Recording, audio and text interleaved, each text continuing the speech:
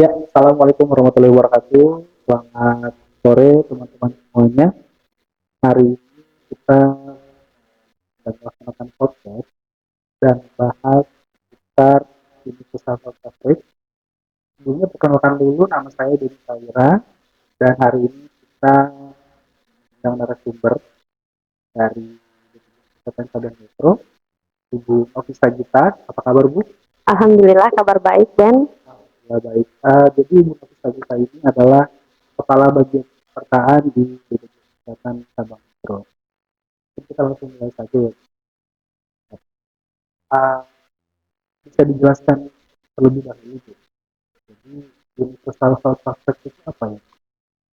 jadi Universal Health Coverage atau UHC itu adalah konsep pembangunan kesehatan global di mana memastikan setiap penduduk itu memperoleh akses pelayanan kesehatan yang adil, komprehensif dan bermutu tanpa adanya hambatan finansial.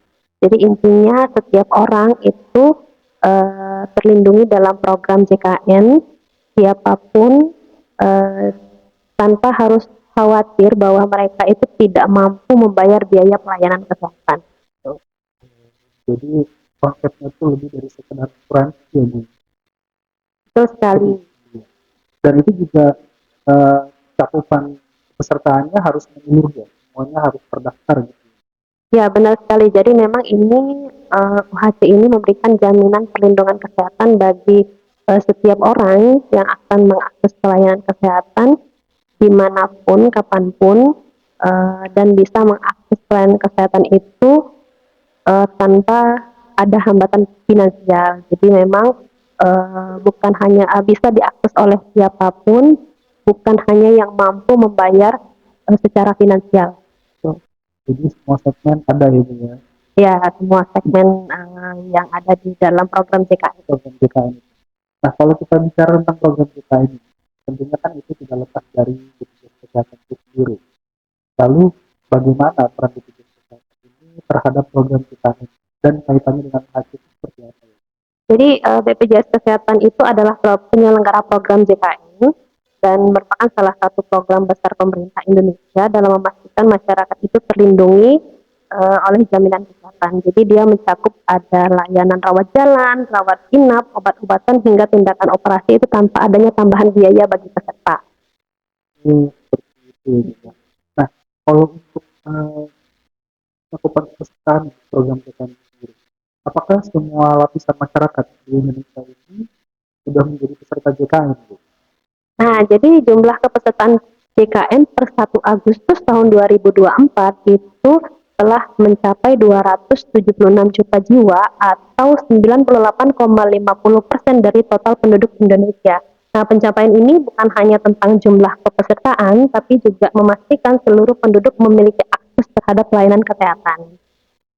Besar sekali cakupannya Iya, 98% lebih. 98,50% per 1 Agustus tahun 2024. Berarti nggak sampai 2% aja nih yang Ya, beneran peserta tinggal JKN-nya. sekitar 4 juta jiwa lagi yang belum terdaftar dalam program JKN. Nah, yang belum terdaftar ini, apakah ada langkah-langkah khusus yang dilakukan oleh stakeholder, pemangku kepentingan, baik dari pemerintah maupun BPJS Kesehatan itu sendiri, untuk memperluas cakupan kepesertaan itu?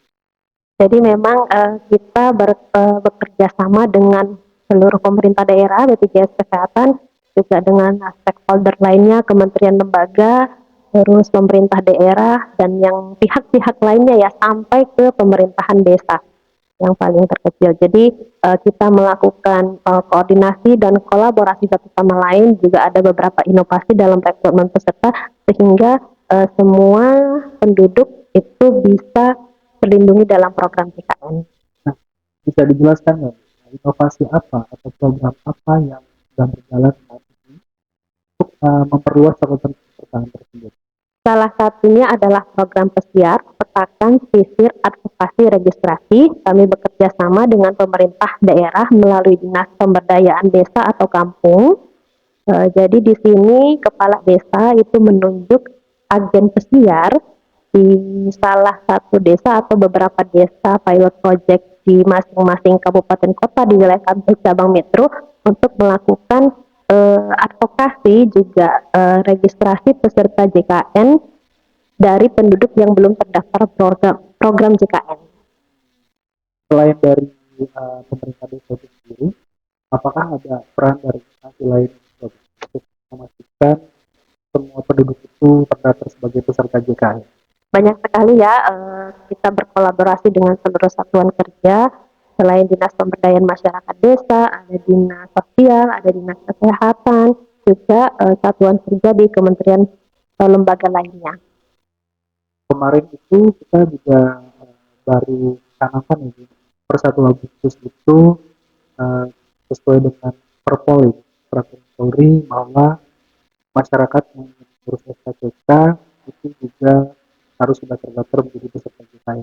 Bisa Ya, dijelaskan nggak Bu? baik. Jadi sebelumnya pada tahun 2022 ada instruksi dan nomor 1 tahun 2022 di mana salah satu implementasinya adalah Perpol 6 tahun 2023. Jadi salah satu persyaratan dari SKCK itu adalah melampirkan bukti sebagai peserta JKN aktif dalam pengurusan SKCK. Jadi memang per 1 Agustus ini secara nasional ketika Bapak dan Ibu atau teman-teman semua dalam mengurus SKCK itu akan dipastikan bahwa sudah terdaftar dalam program JKN sebagai peserta aktif. Artinya semua upaya sudah dilakukan ya? Ya, seluruh stakeholder, seluruh semuanya ya yang telah bekerja sama agar per 1 Agustus ini 98% itu tercapai cakupan secara nasional program JKN. Dan ini Bu, untuk kedepannya Ibu, setelah semua peserta menjadi terdaftar menjadi peserta JKN, tantangan terbesarnya apa Bu? Nah, jadi tantangan terbesar itu adalah keberlanjutan pembiayaan dan kualitas pelayanan ya. Selain itu menjaga agar layanan kesehatan tetap berkualitas dan merata di seluruh Indonesia itu juga merupakan salah satu tantangan terbesar. Terutama dengan adanya keterbatasan fasilitas kesehatan di daerah-daerah terpencil. Keterbatasan fasilitas kesehatan dan pembiayaan. Ya, pembiayaan juga di daerah terpencil. Menurut Bu Novi sendiri nih, solusinya gimana Bu untuk menghadapi tantangan tersebut? Jadi solusinya tentu saja tetap memerlukan pendekatan secara holistik, mulai dari peningkatan kesadaran masyarakat tentang pembayaran iuran JKN, lalu peningkatan kapasitas fasilitas pelayanan kesehatan di daerah terpencil, hingga kolaborasi dengan seluruh pemangku kepentingan. Artinya pekerjaan rumah itu masih banyak dan cukup besar ini ya? Ya, betul sekali. Tapi kita tetap harus optimis ya.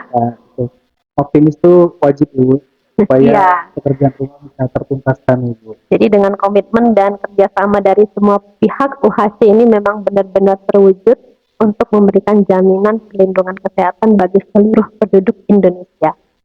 Mantap sekali.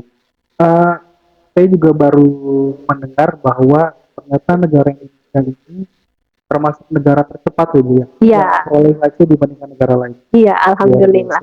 Kemarin juga hampir seluruh daerah di Indonesia juga sudah terdaftar memperoleh gelar UHC juga ya. Iya. Oke, terima kasih banyak Bu Novi atas penjelasannya yang sangat informatif. Mungkin sebelum kita akhiri podcast pada sore hari ini, apakah ada pesan-pesan yang ingin disampaikan kepada para penonton? Baik, jadi saya ingin mengingatkan bahwa kesehatan itu adalah hak setiap orang. Jadi sebagai peserta JKN kita perlu menyadari pentingnya menjaga kesehatan juga tetap membayar iuran JKN agar seluruh kepesertaan dapat selalu aktif. Sehingga ketika kita butuhkan dalam pelayanan kesehatan itu bisa langsung dapat memperoleh pelayanan kesehatan. Jadi tidak ada terkendala lagi dalam mengakses pelayanan kesehatan. Gitu Bedi. Baik, terima kasih Bu Novi atas informasinya ini. Semoga ini bermanfaat buat kita semua ya Bu ya. Dan demikianlah podcast kita pada sore hari ini. Sampai jumpa di podcast episode berikutnya dengan tema yang berikutnya. Salam sehat. Wassalamualaikum warahmatullahi wabarakatuh.